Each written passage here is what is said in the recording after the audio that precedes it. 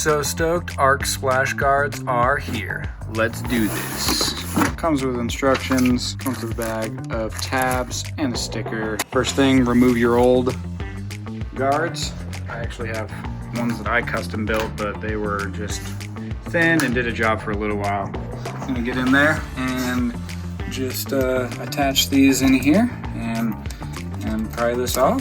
Yep, that's gonna do it. And get rid of both sides. So what you do is you start by popping in with the ARC logo on the outside some of the pins that they provide so that you're not inside there trying to mess with that.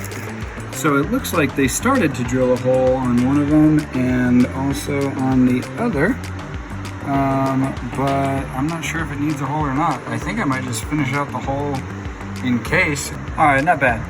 Got those holes drilled. I don't know if I'm gonna need them, but they were pretty much started, so why not finish it? So I was able to just slide it right up and over this and put it in there. And now you just gotta line up the tabs with the holes and punch them in. I mean, this is awesome. These things just, I mean, you can just see that lines up perfectly. And that hole did need to be drilled out that was started, but never finished for whatever reason, but it did mount in there, so that's good. So overall, I would say these things went in super easy. A couple of them are a little bit offset, and instead of drilling the hole wider, I just pulled the pin out and put the plastic piece in first, get it mounted, and then barely get that piece in there. And then you can just take a hammer and give it a little love tap, and then it's in there. I mean, these things are great. And definitely given more coverage than before. All right, guys, that's it.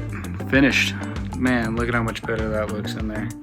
And the protection. Oh, that's so good.